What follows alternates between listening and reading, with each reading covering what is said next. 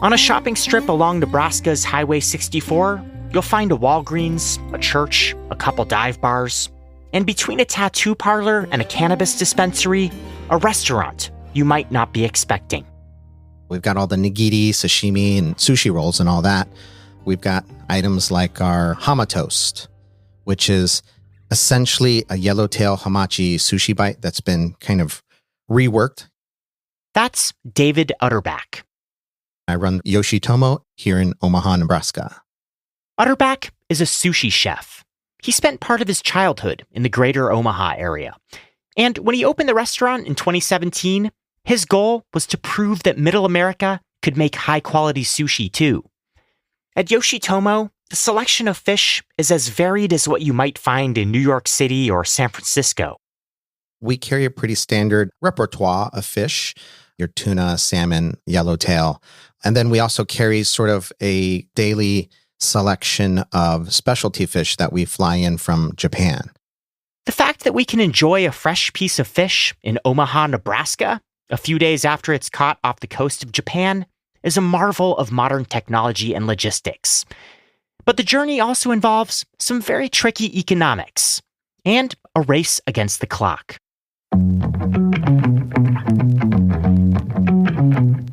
There's no commodity on earth that can lose as much value as quickly as a piece of high-quality tuna destined for the sushi market. And that causes challenges for people all the way through the supply chain. For the Freakonomics Radio Network, this is the economics of everyday things. I'm Zachary Crockett. Today, sushi fish. The sushi most Americans are familiar with, a piece of fresh raw fish pressed into a little mound of vinegar-seasoned rice, is called nigiri. And it first became popular as a street food in 19th century Japan. The closest analog that we probably have in American society would be a street corner hot dog in New York or Chicago. Sasha Eisenberg is the author of The Sushi Economy, a book about the history and economics of sushi. It was a cheap working person's food that you would eat on the go, that people would grab on their way home from work.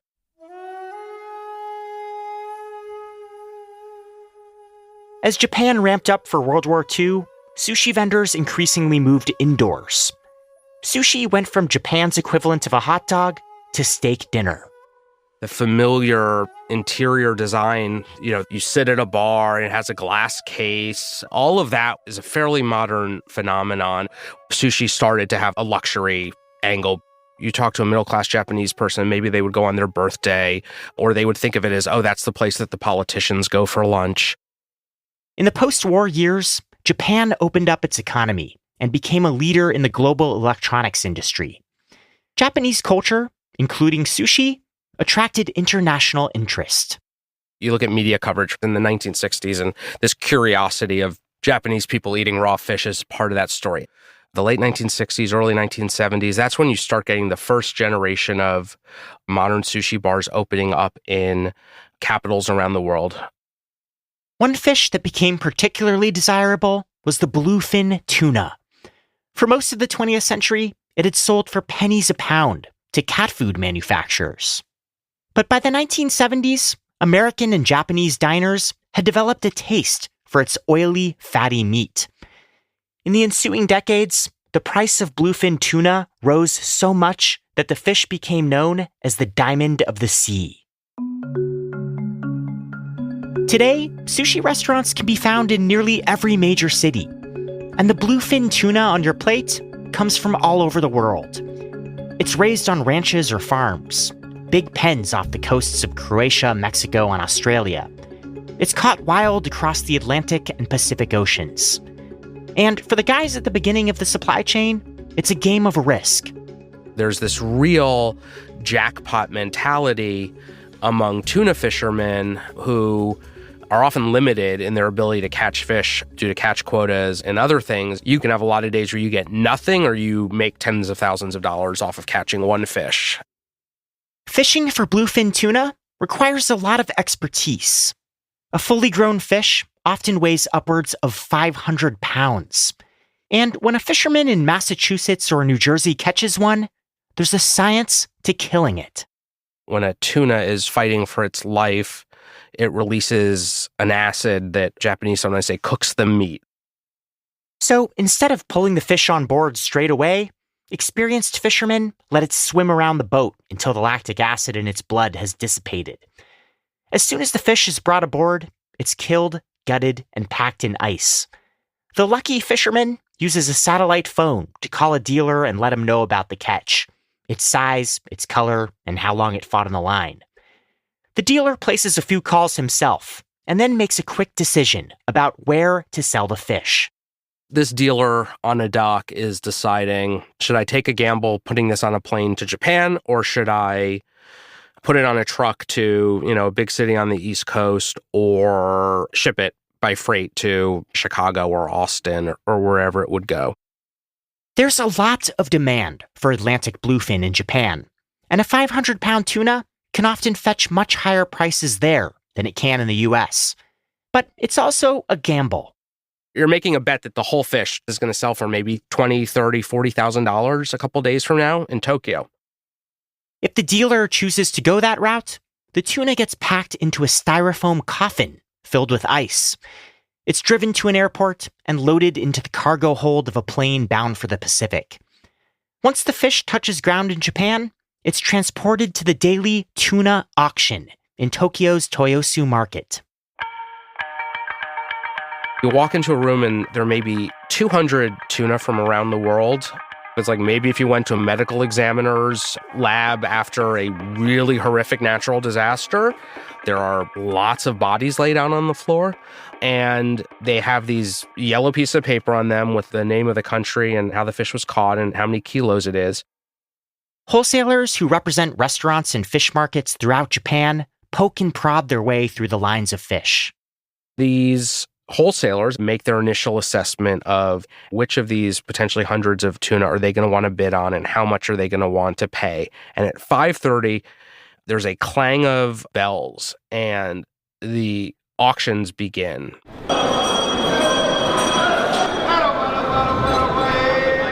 It's all happening rapid fire. Within, 15, 20 minutes, all the fish in this room have been sold.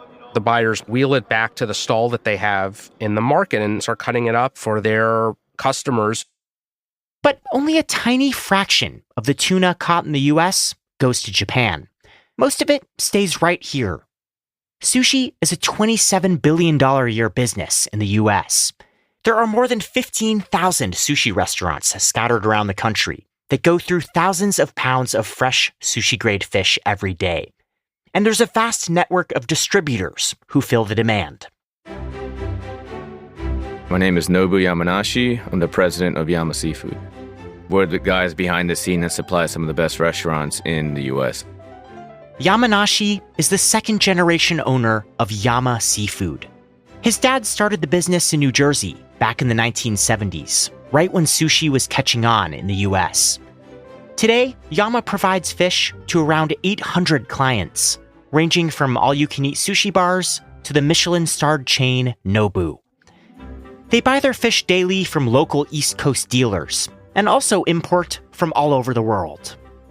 We sell, maybe 10 to 12,000 pounds of tuna every week, 25, 30,000 pounds of salmon every week, thousands of pounds of hamachi, 1,000+ trays of uni, anything like madai, shimaji, kanikama. We can order any exotic fish from Japan that's legal. In the US, tuna distributors like Yama don't have to worry about getting beat out in an auction. They work out deals directly with the brokers. But that doesn't mean prices are any more predictable. Tuna isn't a standardized commodity like wheat or corn. Every fish is slightly different, and the product is limited by whatever the ocean wants to yield that day. Every single wild fish is just kind of like a negotiation. Sometimes you can pay, upwards of $20 a pound for a whole fish, right? And some days it might be 10 or 8, depending upon how much fish is available in the marketplace. The price also has to do with where the tuna comes from. A wild-caught tuna is pricier than one from a tuna farm. And a tuna caught off the coast of Massachusetts doesn't fetch as much as one caught off the coast of Japan. There was a bluefin tuna from an area called Oma It's an area between Hokkaido and the Japan mainland that supposedly has the best bluefin tuna because of like the squid and all the feed that are there. And I believe I bought it one time for $300 a pound. So very expensive. Tuna meat is assigned a grade based on appearance, size, shape, color, texture, and fat content. Grade 1 is a top-of-the-line cut, the kind of stuff most sushi chefs want. Grades 2 and 3 are less desirable, but there's still a market for them. Number one would be your sushi restaurants that use it for raw consumption, like a nigiri, so the fish on top of the rice, right? It has to be aesthetically pleasing. Number two doesn't mean taste is bad. It just may not be aesthetically as pleasing. So it may not be that vibrant cherry red. It might be a little bit darker. You can sell number two to a client that maybe use it more for rolls or makis, for example. But buying tuna is inherently risky. Because the fish are sold largely intact, Yama Seafood doesn't know the quality of the meat they're getting until they cut the fish open at their warehouse. Every day, some of the fish they pay grade 1 prices for ends up really being grade 2 or lower. So they have to go back and renegotiate with the brokers. Let's say you agree for $12 a pound for the fish, but when you receive it, it's not to the condition that they expect. In Boston, they kill it with like a harpoon. So depending upon where they killed the fish, there might be damage right in like the most expensive, most valuable part. And because of that, you know, we need a credit of 10 pounds or something because the Michelin star restaurants that we had pre-sold to won't accept it. Most fish, including the massive bluefin tuna, come into the warehouse whole. Yamanashi and his team cut it up into select pieces based on the orders that come in from their clients. During that process, much of the weight they paid for is lost. You break down a fish, right? Head on, like a sea bream, for example, you lose about 50%, 60% of the fish. So if you're paying, let's say, $20 a pound for it, the actual cost of the fish is way more. And this is where the economics of tuna get complicated. While Yama pays a set price for a whole fish, say $20 per pound, once it's cut up, each piece has a different market value. The fatty belly pieces, called toro, are highly valued. And the pieces that contain a higher portion of leaner meat, called akami, go for less. Sometimes restaurants will just buy a whole loin. That might go for $1,500 or $3,000, depending on the weight and the cut of the loin. But other sushi restaurants are more specific about what they want. Some customers want like 20 pounds of the belly portion towards the neck. Some restaurants only want the lean tuna cut from the belly, so you have to take the toro part out. The priciest cut is like the toro only, so you take the belly cut and then you remove the akami, the lean part. We call it zabuton. Yeah, that can go for a pretty premium. How much a pound are we talking for that stuff? It could go upwards of like $40 a pound or more. Cut up into pieces, a single 500-pound bluefin tuna might be split between anywhere from 4 to 12 restaurants. Every weekday morning, a fleet of 20 vans and trucks are dispatched from the Yama Seafood warehouse and snake their way through New York City. Sometimes you're going up an elevator. Sometimes you're crawling through these little tiny holes in the basement where you cannot hold a 3-foot, 4-foot wide box down the stairs. Some of these tuna weighs 100 pounds, right? So imagine carrying that down a flight of stairs in a little tiny crawl space. At the sushi restaurant, fish enters the next stage of its economic journey. And after all that work to get there, it's often not the biggest moneymaker. We spend a lot of time bringing in specialty fish from Japan and New York. But at the end of the day, when I go and I look at what's actually selling in the restaurant, it's still sushi rolls. That's coming up. For obvious reasons, many of the best fish distributors in the US are on the coasts. If you've got a restaurant in New York City or Los Angeles, good fish isn't hard to find. But for sushi chefs like David Utterback, who runs Yoshitomo in Omaha, Nebraska, there are fewer options. Here in Middle America, there's a handful of wholesalers that run large regional warehouses. And They just run a giant semi-truck all around the routes. Probably 98% of sushi restaurants get their fish through that supply chain. So if you've had sushi in Chicago, then you've had sushi in Des Moines, Omaha, Lincoln, Kansas City, St. Louis. That truck just drops kind of the same tuna, the same salmon that each restaurant. That company is buying for economy. They want to give you a decent value, but they also have to buy cheap. One such company is True World Foods. It's the largest sushi fish supplier in the U.S., and it was started by associates of the Unification Church, also known as the Moonies, a group that is often called a religious cult. Utterback says companies like True World are a good source for salmon and some other seafood. But for tuna and specialty fish, he uses a number of other vendors all over the world. We can cherry pick fish at certain price points, like kinmadai, a goldeneye snapper. I can get it at 6 different quality levels from, 3 or 4 different oceans, really. I can get it as cheap as $12 a pound, or I can spend $36 a pound. One of his preferred sources is Yama Seafood in New Jersey. They have access to a vendor in southern Japan who keeps all the fish live in a tank.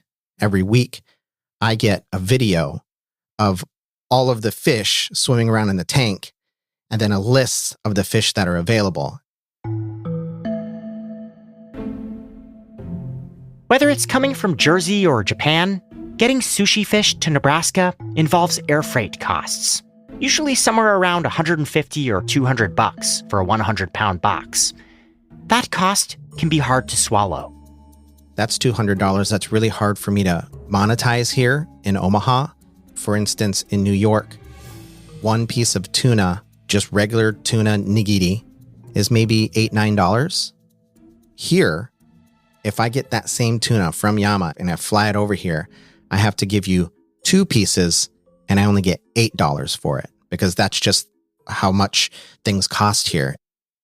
But Utterback doesn't let these price limitations get in the way of his enthusiasm for specialty fish.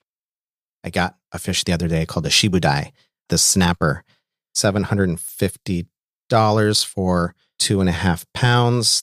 I'm going to give somebody maybe half an ounce, so $9.37 for a piece of that fish. Restaurants try to keep their food costs at around 30% of their total budget.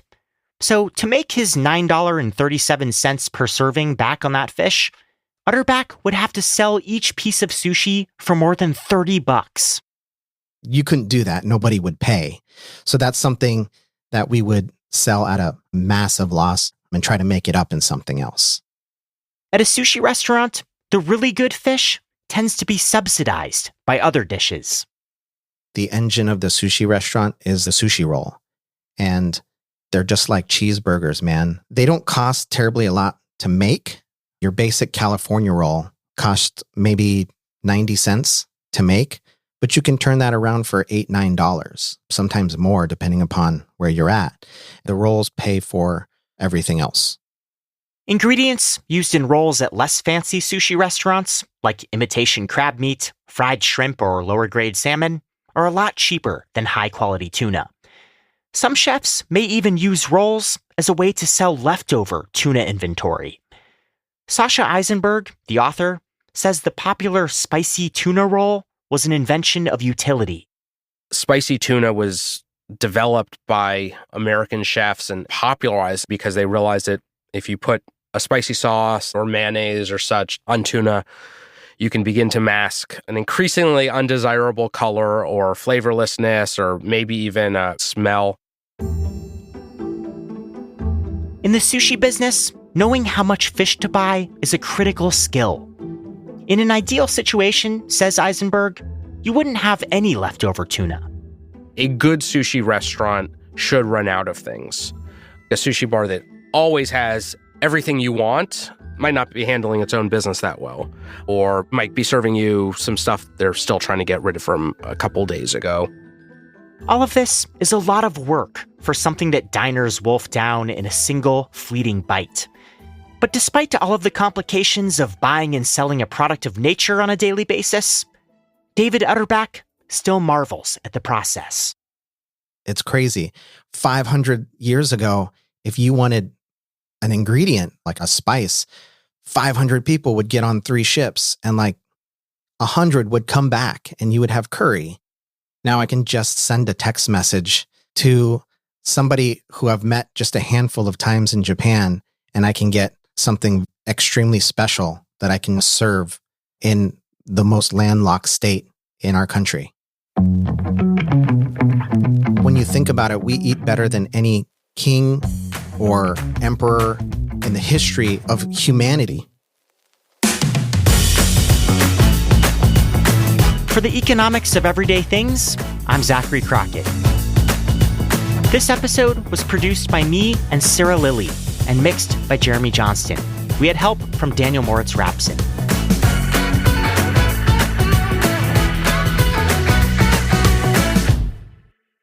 I can change 100 times, but it's just, it's on my chair.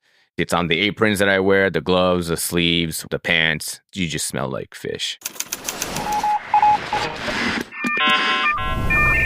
The Freakonomics Radio Network, the hidden side of everything. Stitcher.